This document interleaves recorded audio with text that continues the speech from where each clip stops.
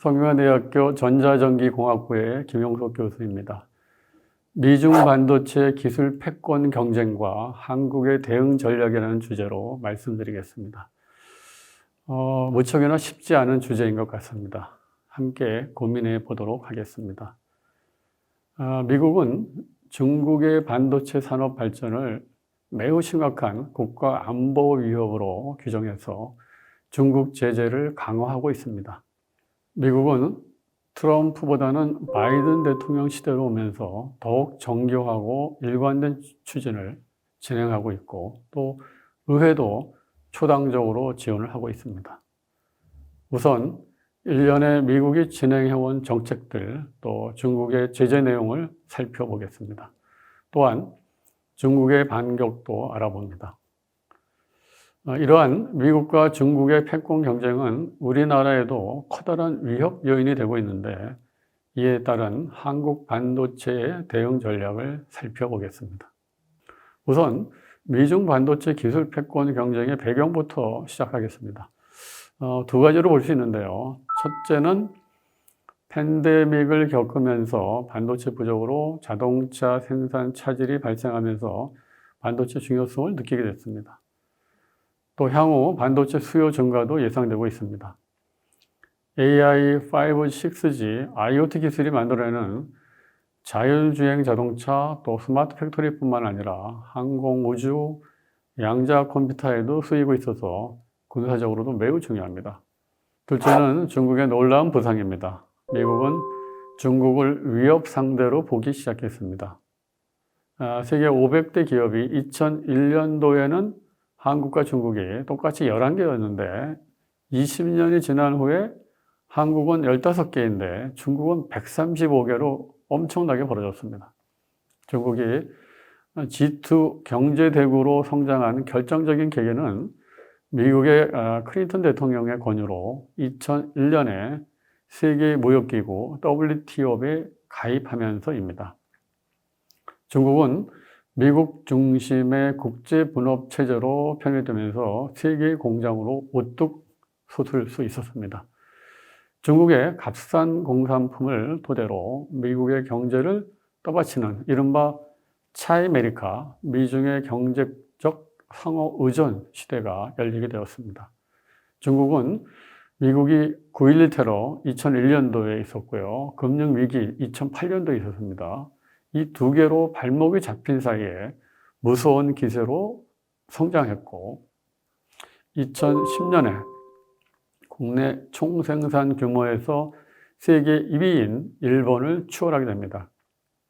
거기에다 중국은 2015년도에는 중국 제조 2025라는 계획을 발표했는데 2025년도에는 70%까지 핵심 부품 국산화를 하겠다는 야심찬 계획을 발표하기도 합니다. 이에 깜짝 놀란 도널드 트럼프 전 대통령은 2018년 본격적인 미중 무역 전쟁을 시작했습니다. 화웨이 제재가 본격 기술 패권 전쟁의 시작이라고 봐야 할 것 같습니다. 우선 반도체 산업을 살펴보겠습니다. 생각보다 매우 복잡합니다. 반도체 설계, 공정, 소재, 테스트, 패키징, 생산 장비 등 이런 서플라이 체인이 유기적으로 결합돼야 됩니다. 반도체는 설계, 제조, 후공정, 후공정은 이제 조립, 테스트, 패키징을 얘기하는데요. 이 단계를 거치게 되는데, 이 미국은 설계 부문만 주도하고 생산과 후공정은 대만, 한국, 중국 등 동아시아 국가들에 의존해 왔습니다. 그동안은 세계에 맞추어서 철저한 분업화가 있었습니다. 그렇지만 앞으로는 다른 양상이 전개될 것으로 예상됩니다. 미국은 자국 내의 반도체 직접 생산을 통한 글로벌 반도체 공급망의 새로운 질서를 주도하고 있습니다. 반도체는 재료와 장비 공정이 각각 수백 개에 달해서 아무 나라도 덤빌 수 없는 첨단 분야입니다. 게다가 재료가 한두 개만 빠져도 생산이 멈춰버립니다.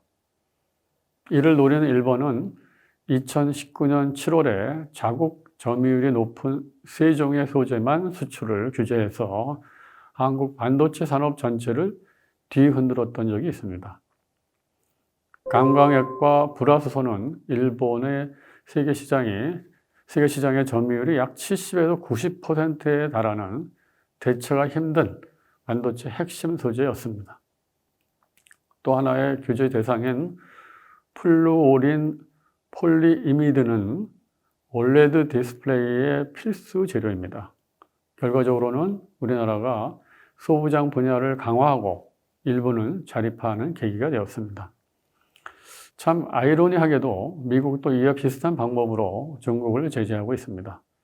초미세 공정에 들어가는 EUV 반도체 제조 장비를 판매하지 못하게 하고 있습니다. 그래서 중국의 초미세 반도체 생산을 맡고 있죠. 중국은 상하이 광학연구소에서 자체적으로 EUV 장비를 개발하고 있다고 하지만 쉽지는 않아 보입니다. 많이 보신 사진일 텐데요. 미국 바이든 대통령이 반도체 원료인 웨이퍼를 손에 들고 있습니다. 2021년 4월에 있었던 반도체 공급망 대책회의 모습입니다. 미국은 반도체 공급망을 주도하겠다는 강력한 의지를 보여주고 있는 상징적인 모습입니다. 이날 회의에는 삼성전자와 TSMC 외에 미국 반도체 업계를 대표하는 인텔 외에 19개 기업이 참가했습니다. 그리고 나서 이제 그해 6월에 미국 공급망 100일 검토 보고서가 나왔고 4대 핵심 산업, 반도체, 고용량 배터리, 히토류 등의 광물, 또 의약품 및 원료 의약품 이 네 가지에 대해서 미국 공급망의 취약점을 부각을 했습니다. 다음 해인 2022년 8월에 반도체 칩과 과학법이 미 의회를 통과했습니다. 미중 기술 패권 경쟁 승리를 위한 미국의 국가 종합 과학 기술 전략을 법제화한 것이죠. 총 2,800억 달러, 약 365조 원입니다. 이 규모의 연구개발 예산과 이 중에 기업의 반도체 시설 투자에 모두 520억 달러, 약 68조 원의 보조금을 편성했습니다. 미국 내 기업인 인텔, 마이크론을 키우는가 동시에 삼성이나 TSMC를 끌어들여서 미국 내 반도체 제조력을 강화하겠다는 그런 전략입니다. 미국은 트럼프보다는 오히려 바이든 시대로 오면서 더욱 정교하고 일관된 취직을 계속 진행 중에 있고 또 의회도 초당적으로 정부를 돕고 있습니다. 이와 병행해서 미국은 중국 제재를 강화하고 있습니다. 첨단 미세 공정 제조를 막기 위한 조치들입니다. 미국 정부는 14나노미터 이하의 로직 칩, 128단 이상의 낸드 플래시, 18나노미터 이하의 D램을 중국 내에서 생산하는 경우 자국 기업이 첨단 장비를 수출할 시 허가를 받도록 하고 있습니다. 사실상 미국의 첨단 장비가 미국에 들어갈 수 없도록 했습니다. 중국 반도체의 핵심 기업을 제재하고 있는데 중국 반도체 굴기의 천병 역할을 하고 있는 회사는 세계 5위의 파운드리 기업인 SMIC입니다. 이 회사가 미국 제재 1순위입니다. 얼마나 큰 회사이냐면 시가총액 기준으로 보면 SK 하이닉스 수준입니다. 플래시 메모리는 YMTC가 담당하는데 만만치 않습니다. 2019년 64단 생산을 해서 2022년에는 128단을 개발했고 이거는 애플 아이폰 14 시리즈의 보급형에 채택을 검토할 정도로 상당한 제품 경쟁력이 있습니다. D램은 창신 메모리라는 회사가 담당하는데 그다지 높은 기술력을 가지고 있지는 않습니다만 제재 대상으로 있습니다. 삼성과 SK하이닉스는 개별 심사 1년 유예를 받았지만 아직도 미국의 통제하에 있는 셈입니다. 또한 인공지능 및 슈퍼컴퓨터에 사용되는 반도체 칩에 대한 수출을 제한하는 수출을 통제하도록 했습니다. 엔비디아 AMD는 AI용 반도체에 대해서도 허가 없이 중국에 수출할 수는 없습니다. 또 제3국 기업이 만든 제품이라도 미국의 기술을 사용했을 경우에는 미국 상무부의 허락을 받아야만 수출이 가능하다고 하는 FDPR, Foreign Direct Product 룰이 적용되고 있습니다. 저는 2022년 7월에 중국 반도체 실력 만만하지 않다라는 제목으로 중앙일보 실론을 쓴 적이 있습니다. 중국의 반도체 굴기는 실패했을까요? 중국은 미국의 제재로 초미생 공정 반도체 개발은 막혀 있지만 중국 반도체 산업은 계속 성장하고 있습니다. 크게 세 가지 방향으로 진행 중에 있습니다. 우리가 주의 깊게 살펴볼 필요가 있습니다. 첫째는 최첨단 미세 공정을 필요로 하지 않는 반도체 기술에 초점을 맞추고 있습니다. 소위 레가시, 구형 공정이 되겠는데요. 여기에 집중 투자를 하고 있습니다. 실제 전자제품이 약 한 80%를 차지하고 있기 때문에 우리가 무시할 수는 없습니다. 둘째, 시스템 반도체 설계 능력은 양과 질적인 면에서 모두 우수하며 더욱더 키우고 있습니다. 2022년 말 기준으로 팹리스 기업만 2,800여 개입니다. 우리나라는 참고로 약 한 100여 개 정도로 있고 또 영세하기도 합니다. 저희보다 훨씬 뛰어난 수준이라고 볼 수 있습니다. 레가시 쪽의 파원들이 또 팹리스의 생태계가 구축된 것으로 보아야 합니다. 셋째, 군용이나 민수용 5G, 6G나 또 자동차용 RF 파워 앰프에 사용되고 있는 3세대 반도체인 화합물 반도체, 질화 갈륨이나 또는 탄화규소, 여기에 많은 투자를 하고 있습니다. 중국의 반격이 만만치 않습니다. 자, 이제부터는 우리나라의 대응 전략을 알아보겠습니다. 첫 번째 대응 전략은 지금 세계 시장을 쥐고 흔드는 메모리 반도체를 잘 키우고 잘 관리하는 것입니다. 바로 메모리 초격차입니다. 현재의 우리 대응은 너무 미흡합니다. 지금의 반도체 환경을 정확하게 파악하고 빠르게 움직여야 할 주체는 국회, 정부, 대학인데 모두 위기의식이 없는 것이 가장 큰 문제입니다. 미국, 중국, 일본, 유럽 등의 정부 의회 차원에서 진행되고 있는 국가 간의 반도체 패권 전쟁이 격화가 되고 있는 이런 엄중한 상황임을 인식 못하고 있습니다. 국민의힘 반도체 특위에서 작년 8월에 발의한 반도체 산업 경쟁력 강화 법안의 논의 과정을 지켜보면 국회, 정부의 안이함이 느껴집니다. 대학도 위기감이 없기는 마찬가지입니다. 대학이 실무형 인재를 키우기 위한 더 많은 노력을 해야 하지만 현재는 많이 부족합니다. 한국은 메모리 제조 역량이 미중 패권 전쟁 속에서 한국 경제와 외교의 버팀목이 되고 있습니다. 그래서 미국의 바이든 대통령은 2022년 5월에 한국을 방문할 때 삼성부터 먼저 찾았습니다. 그런데 한국의 메모리도 안심할 수가 없습니다.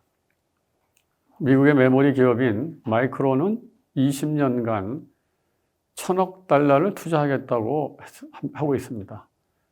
중국의 YMTC의 플래시 메모리 실력은 상당한 수준에 올라와 있습니다.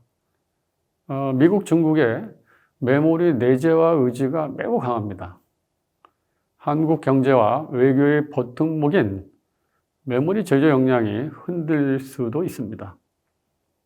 미국, 중국과의 외교 통상 협상에서도 기술 우위 없이는 어렵습니다. 외교 안보의 최우선은 확고한 기술력에 있습니다. 우리나라는 메모리 1등을 지키려면 기업들의 힘으로는 안 됩니다. 국회, 정부, 대학이 더욱 분발해야 합니다. 두 번째 대응은 팹리스 디자인 하우스의 육성을 통한 파운더리 확대입니다. 우리나라 팹리스는 전 세계 1% 정도로 매우 미미한 수준을 차지하고 있습니다. 우리나라가 시스템 반도체 설계 능력을 키워야 하는 이유는 이 산업이 단순히 시장 규모가 커서가 아닙니다. 제품, 세트 경쟁력의 열쇠를 쥐고 있기 때문입니다. 애플과 테슬라가 시스템 반도체를 직접 만드는 것은 자사 제품의 차별화 목적입니다. 우선은 시스템 반도체 파운더리를 늘려야 하는데요. 첨단 미세 공정뿐만 아니라 레가시, 구형 공정도 삼성이나 DB 하이텍이 역할 분담을 해서라도 증설을 고려해야 합니다. 팹리스와 파운더리는 시스템 반도체 제조를 이루는 두 개의 큰 기둥입니다.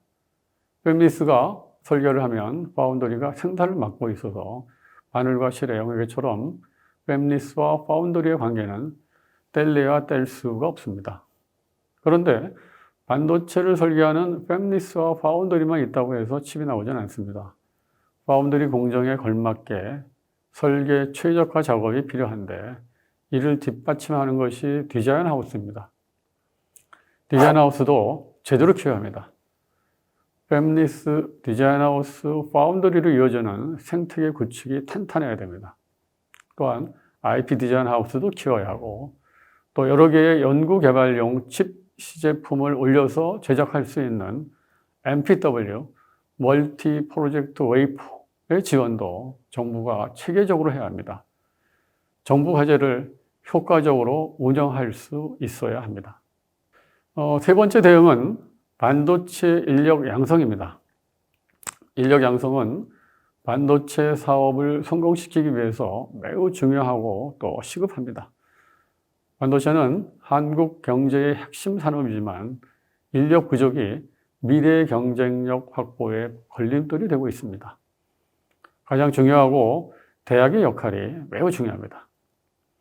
그런데 반도체 학과라고 명시된 학과만이 반도체 인력을 양성하는 것이 아닙니다. 모든 관련 학과가 함께 노력해야 합니다. 반도체는 전자공학, 소프트웨어, 물리학, 화학, 신소재, 산업공학 등 관련 분야, 전공 분야 등을 필요로 하는 종합 학문이기 때문입니다. 반도체 산업은 반도체 설계, 공정, 소재, 테스트, 패키징, 생산, 장비 등이 유기적으로 연결되어 있습니다. 반도체는 설계, 제조, 후공정, 조립, 테스트, 패키징 단계를 거치게 되어서 반도체 관련 기업은 삼성, SK 하이닉스와 같이 반도체 설계와 제조를 다 하는 그런 기업이 있지만 또 설계만 전문적으로 하는 팹리스, 또 가공한 웨이퍼를 절단하여 패키징을 하거나 가공이 완료된 웨이퍼 또는 칩을 검사하여 불량 여부를 판단하는 기업, 또 반도체 제조 기술 구축에 필요한 장비를 개발하는 기업, 또 반도체 제조에 필요한 재료를 생산하는 기업들로 구분이 되고 있습니다. 이 모든 기업들이 수요처가 되고 또 학교는 공고에서 시작해서 전문대학, 대학원까지 모두가 인력 양성의 대상이 되는 것이죠. 수요처를 X축, 공급처를 Y축으로 놓고 현재 인력 수준 또 앞으로 필요한 인력을 예측하여 육성을 하면 됩니다. 또 지역별로 반도체 강점 분야의 기업과 대학이 공생할 수 있는 방법을 찾는 방법이 또 좋습니다. 그러자면 이 지방자치단체와 기업, 대학이 연계해서 기업에서 필요로 하는 전문 분야별 인력을 키우는 방법을 찾아야 합니다. 결국 산학협력이 핵심이 되겠죠. 시스템 반도체 인력 육성은 특별히 고려해야 할 것이 있는데 인베디드 소프트웨어, 즉 시스템 소프트 인력입니다. 칩 안에 CPU 같은 프로세서가 들어가 있고 또 그 안에 소프트웨어가 매우 중요한 역할을 하기 때문입니다. 따라서 시스템 반도체 인력 양성에는 칩 설계, 소프트 인력을 함께 고려해야 됩니다. 자율주행장 자동차, 또 스마트 팩토리, 또 스마트 가전, 로봇 제품에 들어가는 시스템 반도체에서의 소프트 비중이 더욱 높아지고 있습니다. 인력은 양과 질을 모두 고려해서 육성해야 합니다. 특히 대학의 역할이 너무너무 중요합니다. 질적인 면에서는 석박사의 전문 인력을 키워야 하는데 반도체 분야별로 전문 대학원을 별도로 두고 빠르게 육성해야 됩니다.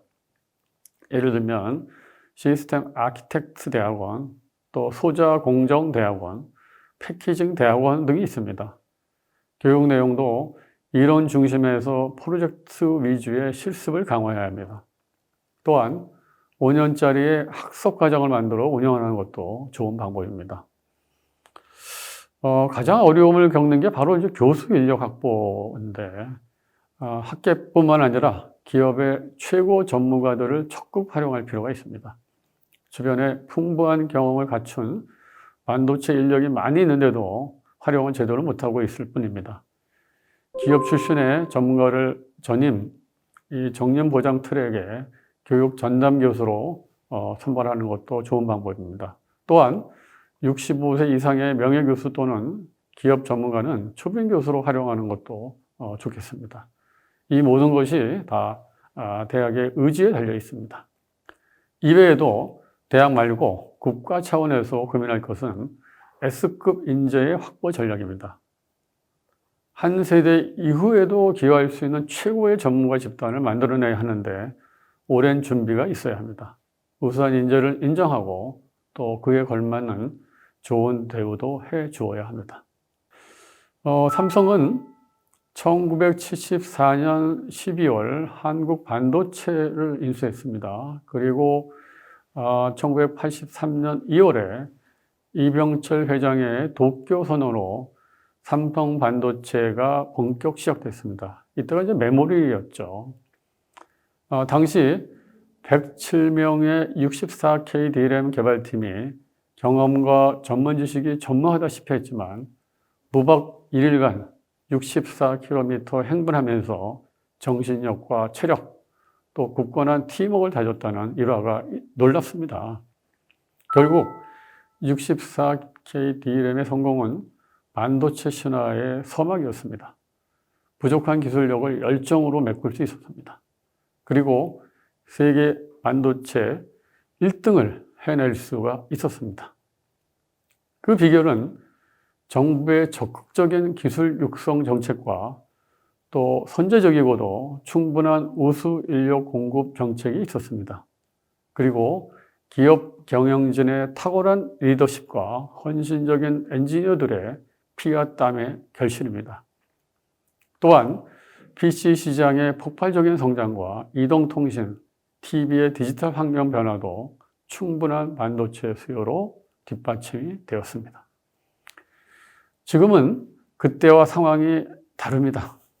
미국, 중국, 대만, 일본, 유럽 등 실력 있는 국가들이 총력을 기울이고 있으며 한국의 최고 인재들은 반도체 분야를 전공하고 있지 않습니다. 아직도 의대 선호 현상은 20년 넘게 지속이 되고 있습니다. 시장도 AI 기반의 다양한 제품 수요가 기대되고 많은 반도체들이 필요할 것으로 예상되지만 2025년 이후 미국 내 많은 반도체 공장이 준공되면서 수요 대비 공급이 많아지게 되므로 쉽지 않은 상황이 될 수도 있습니다.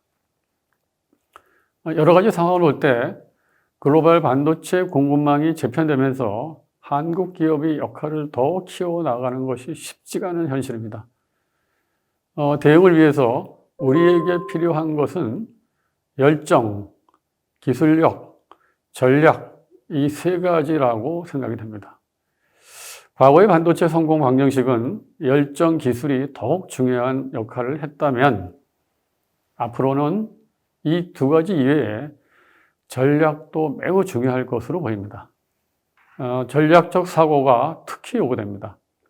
한국에 더 많은 싱크탱크가 만들어져야 하고 전략가가 필요합니다.